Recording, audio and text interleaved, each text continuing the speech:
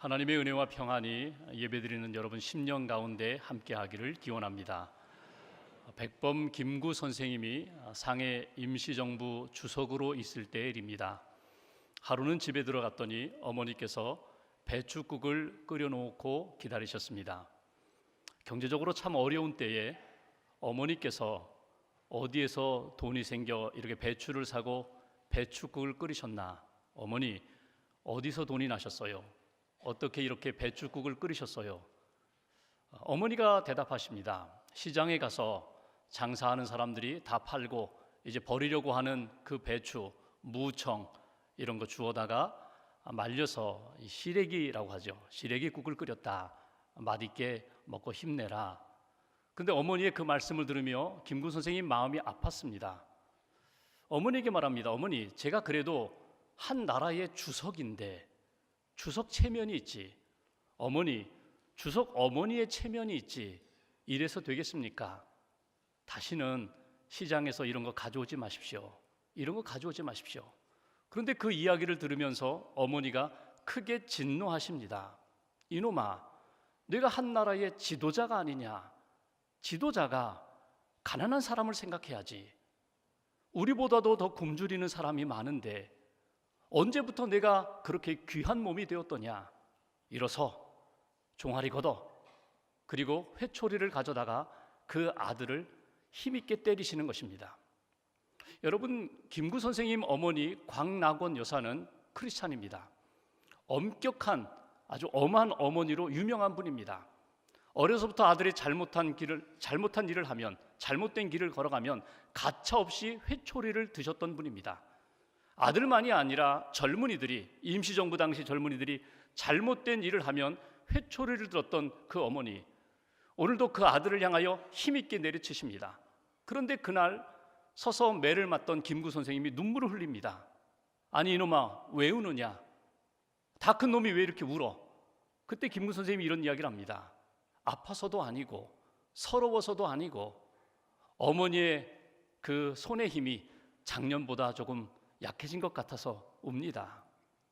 여러분, 매를 맞으면서도 어머니의 마음을 헤아릴 줄 아는 아들이 효자입니다. 어머니의 마음을 헤아리면서 어머니의 그 뜻을 향해서 마음을 바꾸는 그런 자녀라면 어머니의 뜻대로 살 수 있고 어머니의 기쁨이 되고 또 어머니에게 기쁨을 드릴 수 있는 그런 자녀가 된다는 것입니다. 여러분, 인생을 살아가면서 부모님에게 회초리 맞으신 적 있으시죠? 그때는 참 억울했는데, 그때는 너무 속상했는데 여러분, 그 회초리가 오늘 나를 만들었습니다. 그래도 이렇게 정도를 걸어갈 수 있도록 만든 것, 그 어머니, 아버지의 회초리였다는 것입니다. 신앙생활하면서 하나님의 회초리를 맞으신 적 있으신가요? 그때는 도무지 이해하지 못했는데 하나님이 나를 때리셨습니다. 회초리를 드셨습니다. 잘못된 길을 걸어가다가 죄의 수렁에 빠졌다가 그 하나님의 회초리에 정신을 차리고 돌아왔다면 여러분, 그분은 하나님의 복받은 사람입니다. 하나님의 은혜 가운데 살아온 인생이라는 것입니다. 지난 한 주간을 돌이켜볼 때 과연 나의 생각이 하나님께 기쁨이 되었는가? 내가 가지고 있었던 그 감정이 하나님 앞에 기쁨이 되었었나? 내가 했던 그 많은 말들, 쏟아놓은 말들, 그것이 하나님의 기쁨이었는가? 내가 했던 행동들, 결정들, 그 모든 것이 하나님의 기쁨이었는가? 아니, 나의 말과 생각과 감정과 행실이 하나님의 마음을 아프게 하지는 않았는가? 오늘 다시 한번 지난 한 주간의 삶을 이렇게 돌아보면서 오늘 말씀을 하나님 앞에서 듣기를 소원합니다. 오늘 말씀은 예수님께서 이렇게 말씀하십니다. 나는 항상 그가 기뻐하시는 일을 행했다. 나는 항상 하나님이 기뻐하시는 일을 행했다고 예수님이 말씀하십니다. 예수님이 이 땅에 오셔서 하셨던 모든 일들은 다 하나님의 뜻에 맞추어서 이루어진 일입니다. 하나님의 기쁨을 위하여, 하나님의 뜻을 위하여, 영혼 구원을 위하여 이 세상의 모든 죄를 담당하기 위하여 이 땅에 오셨고 하셨던 모든 사역은 다 하나님의 기쁨을 위하여 달려가는 인생이셨습니다. 가르치셨을 때도, 천국 복음을 전파하셨을 때도, 병든 자를 고치셨을 때도, 소외된 자를 찾아가서 위로해 주시고 소망을 주시고 회복시켜 주신 그 모든 것도 다 하나님의 기쁨이 되었다는 것입니다. 성경에 나오는 예수님께서 하나님이 기뻐하시는 일을 하신 것에 대하여 수를 헤아리자면 수도 없습니다. 그런데 오늘 본문 가운데 특별히 요한복음 8장 21절부터 30절 안에 담겨 있는 예수님께서 말씀하셨던 나는 항상 하나님이 기뻐하시는 일을 했다, 너희들도 나처럼 하나님이 기뻐하시는 일을 감당하라고 하셨던 그 내용들은 무엇일까? 오늘 본문 가운데 담겨 있는 우리가 감당해야 할 하나님이 기뻐하시는 일은 무엇일까? 다시 한번 찾고 붙잡고 그 하나님의 기쁨을 위하여 달려가는 그런 인생 되시기를 주님의 이름으로 축원합니다. 먼저 오늘 본문 가운데 23절 24절 말씀을 보겠습니다. 23절 24절 두 절을 함께 봉독합니다. 예수께서 이르시되 너희는 아래에서 났고 나는 위에서 났으며 너희는 이 세상에 속하였고 나는 이 세상에 속하지 아니하였느니라. 그러므로 내가 너희에게 말하기를 너희가 죄 가운데서 죽으리라 하였노라. 너희가 만일 내가 그인 줄 믿지 아니하면 너희 죄 가운데서 죽으리라. 아멘. 오늘 예수님이 이렇게 말씀하십니다. 예수님 자신이 가지고 있었던 생각, 나는 하늘로부터 났고 하늘로 하나님께로 돌아간다. 나는 이 세상의 모든 죄인들을 위하여 구원하기 위하여 이 땅에 왔고 다시금 하나님께로 갈 것이다. 본인은 하나님께 속한 자, 하늘에 속한 자라는 것입니다. 근데 24절에 보면 너희는 하늘에서 난 사람들이 아니다. 세상에서 났고 세상에 속한 사람들, 어둠에 속한 사람들, 죄에 속한 사람들, 땅에 속한 사람들이다. 예수님을 믿고 거듭나지 않으면 그렇게 이 세상에 속한 사람으로 살다가 죽으리라. 그런데 내가 이 땅에 온 목적, 하나님의 소원대로 너희들이 예수 믿고 복음 안에서 거듭나 하나님의 자녀로 구원받은 백성으로 하늘에 속한 사람이 되어라. 이것이 오늘 우리에게 주신 첫 번째 메시지입니다. 우리 한 사람 한 사람이 예수님의 사역, 소원대로 하나님이 기뻐하시는 뜻대로 예수 믿고 구원받아 하늘에 속한 사람이 되는 것, 이것이 오늘 우리가 붙들어야 할 첫 번째 메시지입니다. 여러분, 예수님은 항상 하나님의 아들 되심으로 하나님을 아바 아버지라 부르면서 그렇게 사셨습니다. 기도를 가르쳐 주실 때에도 우리에게 이렇게 말씀하십니다. 너희가 기도할 때 이렇게 기도해라. 하늘에 계신 우리 아버지여. 예수님이 하나님을 향하여 아버지라고 부르는 것처럼 너희들이 예수 믿고 구원받아 하나님의 자녀가 되었다면, 하나님의 백성이 되었다면 어디에 있든지 어떤 상황에 있든지 하나님을 향하여 아버지라고 부르는 것, 이것이 하나님의 기쁨이 되고 하나님이 기뻐하시는 뜻 가운데 사는 인생이라고. 너희의 인생의 주인은 너희가 아니라 하늘 아버지가 너희의 인생의 주인 되시고 구원받은 모든 백성들 하나님께서 지금도 너희를 사랑하고 계시다는 것을 잊어버리지 말라고 주님이 말씀하십니다. 여러분, 우리를 향하신 하나님의 뜻이 그래요. 내가 예수 믿고 구원받아 언제나 하나님의 자녀다운 생각과 자녀다운 신앙 정체성을 가지고 하나님 앞에서 사는 인생. 누가복음 15장에 보면 탕자의 비유가 나옵니다. 둘째 아들이 아버지 돌아가시지도 않았는데 유산을 받아서 먼 곳에 가서 다 허랑방탕하게 다 허비했어요. 그리고 돼지들이 먹는 쥐염열매 먹으면서 아버지 집을 생각합니다. 아버지 집에는 먹을 것이 많은데, 종들도 이렇게 살진 않는데 나는 여기서 굶어 죽겠구나. 집으로 가자. 아버지의 아들이 아니라 그냥 받아만 주시면 머슴처럼 종처럼 그렇게 살리라. 그냥 먹는 것 해결하리라. 집에 왔어요. 근데 아버지가 어떻게 합니까? 야, 잃어버린 내 아들 돌아왔다. 이제 머슴이다. 그렇게 받아들이지 않아요. 죽었던 내 아들 돌아왔다. 옷을 갈아입히고 신을 갈아 신기고 가락지를 끼우면서 너는 내 아들이다. 너는 내 상속자다. 여러분, 여기에서 아들이 왜 이러세요? 왜 이러세요? 저는 이미 아들 자격 없습니다. 왜 이러세요? 형 보기에도 그렇고 여기 종들 보기에도 그러니 이제부터는 저는 아들이 아닙니다. 아저씨, 주인님, 만약에 이렇게 나간다면 아버지가 기뻐할까요? 아닙니다. 아버지는 아들이 그대로 받아주기를 원해요. 너는 내 아들이다.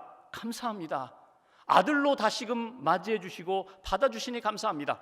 아들됨을 생각하면서 아버지 앞에서 아들로서의 생각과 의식으로 새 출발하는 것, 이게 탕자의 비유에 나오는 아버지의 마음이고 하늘 아버지의 마음이라는 거예요.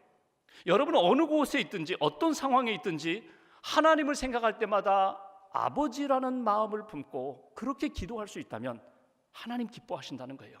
아버지, 하나님 아버지, 제가 지금 너무 아픕니다. 아버지, 제가 지금 너무 힘듭니다. 아버지, 제가 지금 다른 길을 갔었습니다. 저를 받아주세요. 저를 맞이해 주세요. 하나님 이거 기뻐하신다는 거예요. 내 인생의 주인은 나다, 이렇게 사는 인생이 아니라 나는 하나님의 자녀된 백성이야. 하나님의 은혜 가운데 나는 자녀됨을 회복한 그런 인생이야. 이 마음과 믿음으로 사는 것. 여러분, 하나님이 우리에게 원하시는 게 뭘까요? 내가 무슨 선한 일을 많이 하고 하나님 앞에 헌신을 많이 하고 하나님 앞에 선물을 많이 드리고 헌금을 많이 해서 하나님이 기뻐하실까요? 우리가 믿음의 길을 잘 걸어가면서 헌신하면서 하나님께 영광 돌리는 것, 물론 하나님이 기뻐하십니다. 그런데 제일 먼저 기뻐하는 것은 나는 하나님의 자녀라는 신앙의식을 늘 갖고 하나님 앞에, 하나님 아버지, 나는 하나님의 자녀입니다, 이 신앙의식을 놓치지 않는 것, 하나님이 오늘도 우리에게 원하시는 모습이라는 거예요. R.A. 토레이 목사님께서 그 교회에서 섬기는 한 자매님이 상담을 요청했습니다. 들어보니까 이분은 오랫동안 그 교회에서 신앙생활한 분이에요. 귀족입니다. 많은 것을 가졌고 많이 배운 분이에요. 교회에서 봉사도 많이 한 분이에요. 근데 심각하게 이분이 목사님을 찾아와서 이런 상담을 합니다. 목사님, 제가 고민이 생겼습니다. 뭡니까? 제가 구원의 확신이 없습니다. 오랫동안 신앙생활을 했는데도 불구하고 제가 구원받은 확신이 없습니다. 오늘 죽어도 나는 천국 갈 자신이 없습니다. 어떻게 하면 좋겠습니까? 문제가 큰데. 그때 토레이 목사님이 이분에게 이렇게 권면했다고 합니다. 자매님, 2주간만 기도하십시오. 첫 번째 주간에는 하나님께 이 제목만 가지고 기도하십시오. 주여, 제가 죄인임을 보게 해주십시오. 제가 죄인임을 깨닫게 해주십시오. 그리고 두 번째 주간에는 주여, 주님이 나의 구원자가 되심을 보게 해주십시오. 믿게 해주십시오. 2주도 되지 않아서 목사님께 전화가 왔어요. 목사님, 제가 응답받았어요. 제가 죄인임을 제가 깨닫게 되었고 예수님이 내 모든 죄를 다 용서해 주셨음을 제가 확신하게 되었습니다. 저는 구원의 확신을 얻게 되었습니다. 여러분, 예배드리는 이 시간 하나님이 우리에게 제일 원하시는 게 뭘까요?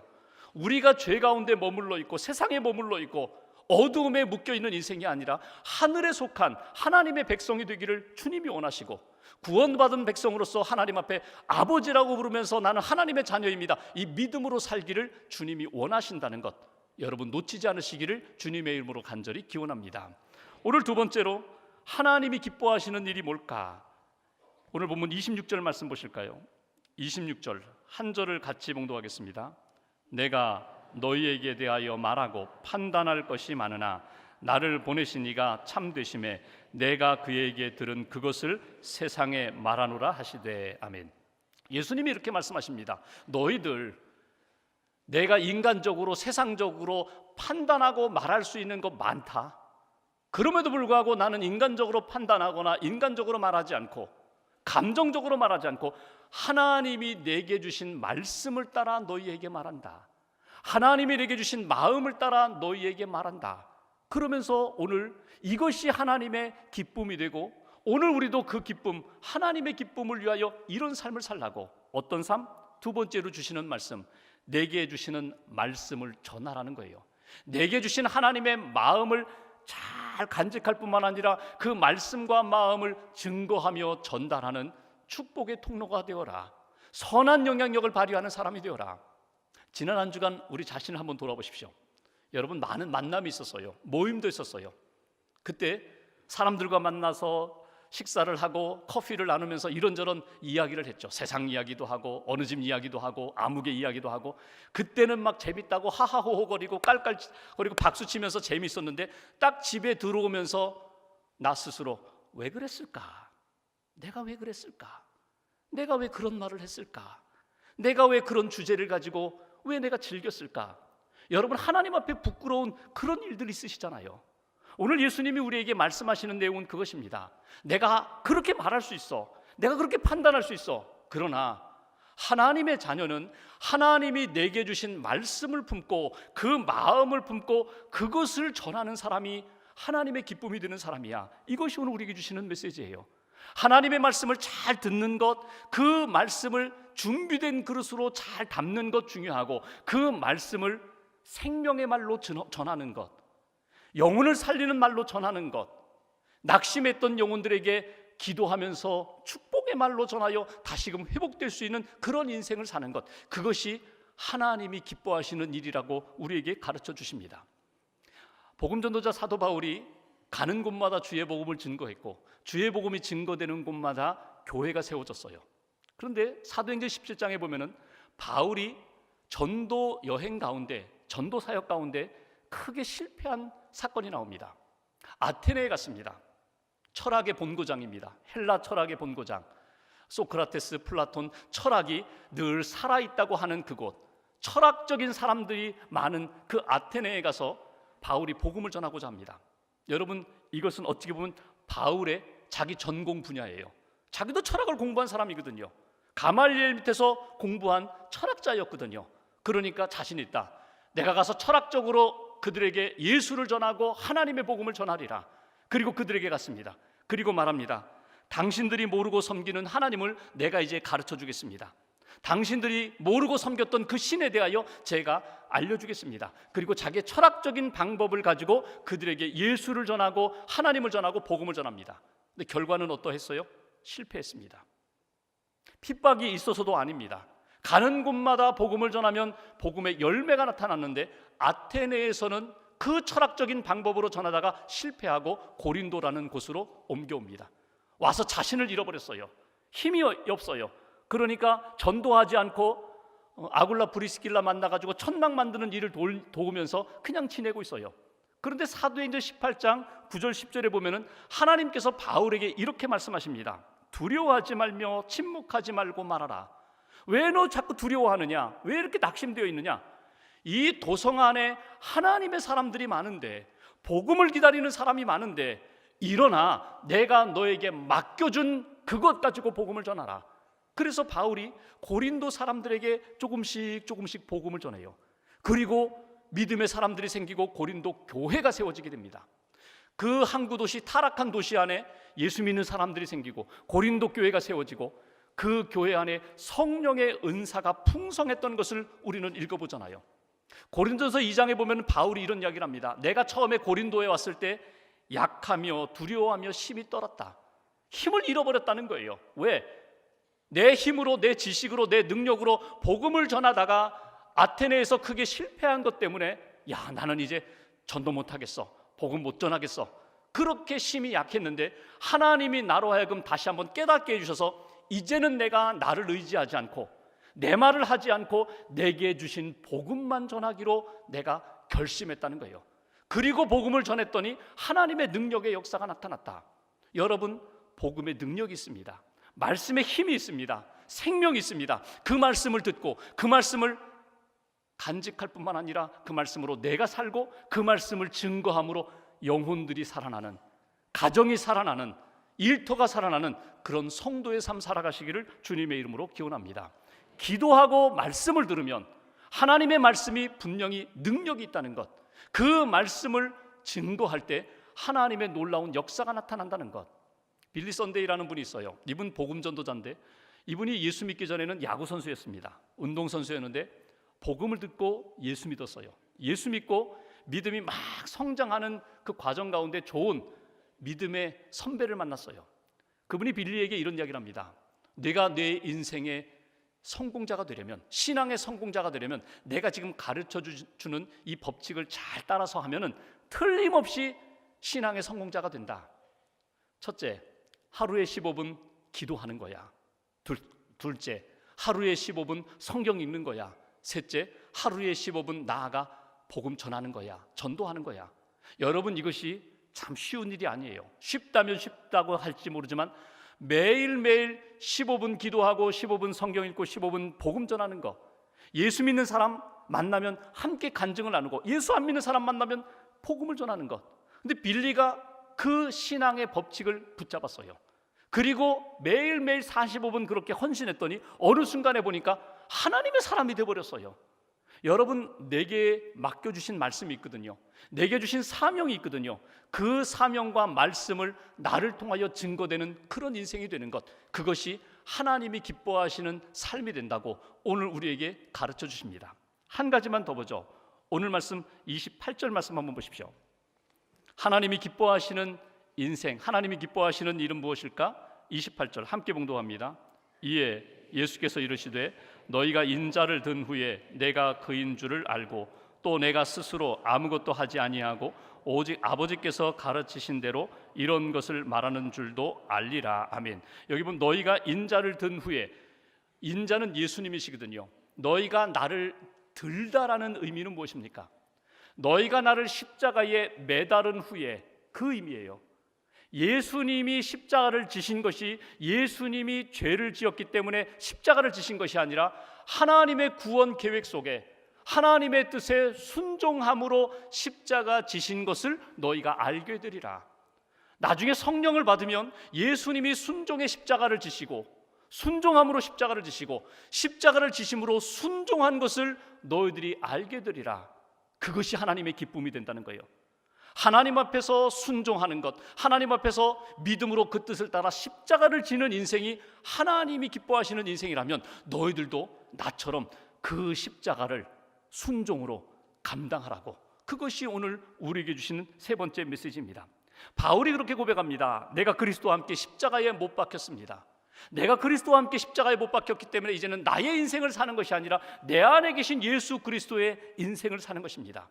십자가를 따라간다, 십자가의 뜻을 따라 순종한다. 여러분, 그것은 십자가의 길을 걷는다는 것이거든요. 쉬운 길이 아닙니다. 좁은 길입니다. 사람들이 찾지 않는 길입니다. 그러나 예수님께 맡겨주셨던 사명, 오늘 우리들에게도, 저와 여러분들에게도 맡겨주셨다는 거예요. 십자가를 지고 순종하라. 순종하며 십자가를 지라. A.W. 토즈 목사님이 쓴 철저한 십자가라는 책에 보면 이런 이야기를 합니다. 오늘날 많은 교회 안에 있는 많은 사람들, 복음을 안다고 하는 사람들, 예수님의 십자가를 안다고 하는 사람들이 옛 십자가는 버리고 자꾸만 새로운 십자가를 붙잡으려고 한다. 새로운 십자가를 붙잡고 신앙생활하려고 하는데 아니라는 거예요. 새로운 십자가를 내려놓고 옛 십자가를 붙잡으라고 이야기합니다. 여러분, 이건 무슨 이야기인가 하면 옛 십자가라는 것은 성경 속에 담겨 있는 예수님의 십자가, 복음의 십자가, 구원의 십자가, 순종의 십자가예요. 이 옛 십자가는 너무 힘드니까, 매력이 없으니까 내려놓고 새 십자가 자꾸 붙잡으려고 그래요. 새 십자가는 뭐예요? 매력적인 십자가. 옛 십자가는요, 이렇게 표현합니다. 세상과 단절하라. 세상과 구별된 삶을 살아라. 세상의 것들 내려놓아라. 그런데 새로운 십자가는 뭐예요?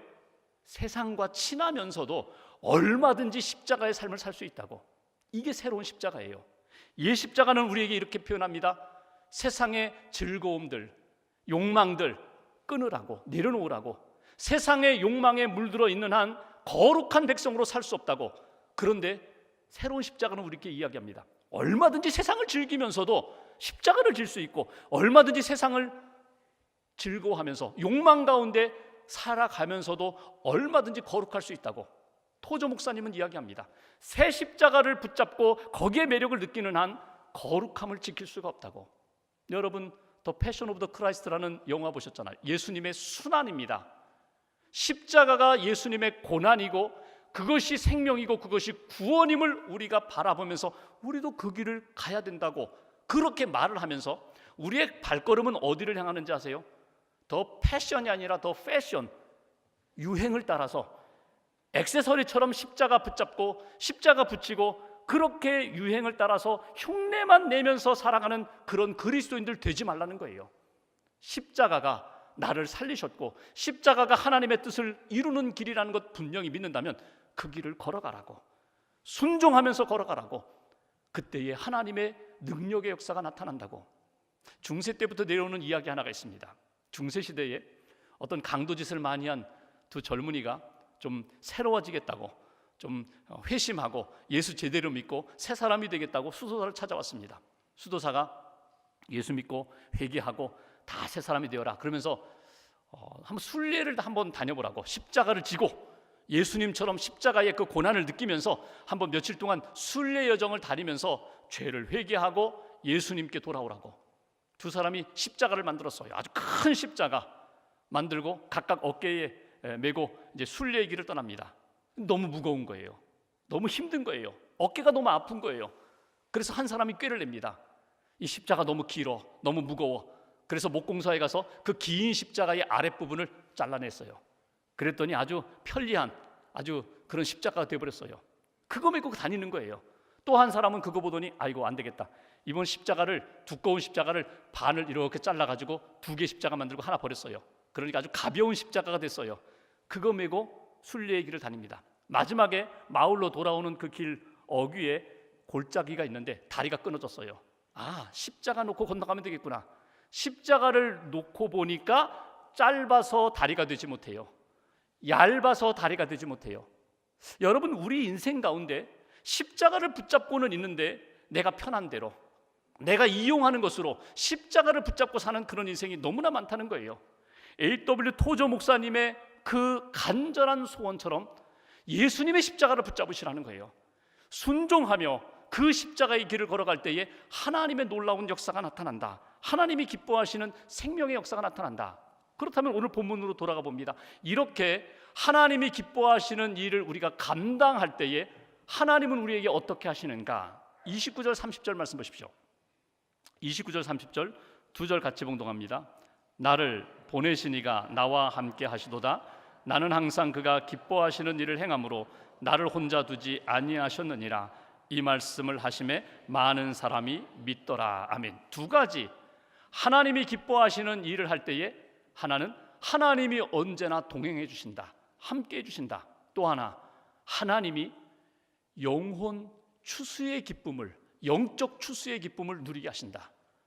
하나님이 기뻐하시는 일을 내가 믿음으로 감당할 때 나에게도 믿음의 아름다운 역사, 열매로 내게 안겨주실 뿐만 아니라 내가 만나는 사람들, 내가 가는 곳마다 믿는 사람들이 많아지는 그런 역사로 응답해 주신다고 우리에게 가르쳐 주십니다.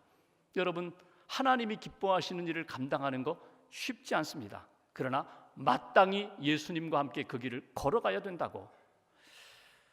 스탠리 템이라는 분이 있어요. 이분이 몇 권의 책을 썼는데 이분은 사업가입니다. 크리스천 사업가입니다. 하나님의 기업이라고, 자기가 주인이 아니라 하나님이 이 기업의, 이 사업의 주인이라고 늘 고백하면서 사업을 한 분입니다. 이분이 쓴 책 가운데 재밌는 제목의 책이 한 권 있어요. 하나님의 회초리라는 책입니다. 그 책에 보면은 자기가 경험했던 하나님의 회초리 맞았던 경험들이 나와요. 어느 해 아내와 함께 연말에 이렇게 한 해를 마무리하면서 우리 여보 기도합시다. 하나님이 우리 가정 안에 베푸시는 은혜 다시 한번 감사하면서 우리가 하나님 앞에 어떤 삶을 살았는지 감사하며 우리 자신을 돌아보며 하나님 앞에 기도합시다. 한 해를 마무리하면서 기도하는데 스탠리 템 마음 가운데 하나님이 이런 말씀을 주시는 거예요. 4,000불. 이게 뭐지? 4,000불이 뭐야? 그리고 생각해 보니까 지난주에 회사 회계사와 함께 다 나누었던 대화가 생각이 났어요. 회계사가 이런 이야기를 합니다. 연말 정산을 하다 보니까 우리 회사가 부당이익을 취한 4,000불이 있습니다. 이 4,000불은 은을 사서, 은을 순은 95%의 은을 매입해서 그것을 다시금 파는 과정 가운데 95%의 은을 계산했는데 팔 때에는 94%로 만들어서 팔았다는 거예요. 그러다 보니까 4,000불의 부당이익이 생겼습니다. 이거 어떻게 하면 좋습니까? 스탠리가 말합니다. 그 몇 명한테 샀는데 3,000명에게 샀다는 거예요. 수집가들 3,000명에게 샀다는 거예요. 그걸 다 돌려주려면 한 사람한테 얼마씩 돌려줘야 되는데 한 1불 30센트? 뭐 그렇게 돌려줘야 될까요? 그러면서 회계사가 이런 얘기입니다. 신경 쓰지 마십시오. 뭐 그거 어떻게 다 돌려줍니까? 이거는 뭐 그냥 보통 관례대로 넘어갈 수 있는 것입니다. 그 4,000불이 하나님이 주시는 말씀으로 생각이 났어요. 이거 어떻게 해야지? 근데 그때 스탠리가 이런 결심을 합니다. 그래, 이 일로 인하여 많은 하나님의 일을 이 돈으로 하는 것보다 하나님이 주신 마음을 따라 그 회초리에 맞으면서 순종하는 게 더 낫지. 그리고 3,000명에게 다 편지를 보냈어요. 이러이러해서 우리가 부당이익을 취했다고, 소액이지만 다 돌려드린다고. 근데 여러분, 이 사건 때문에 사람들이 스탠리를 믿게 됩니다. 그 기업을 믿게 됩니다. 어쩌면 그 인생에 그 사건은 하나님의 회초리였어요. 우리 인생 가운데 그런 일을 만날 때가 있어요.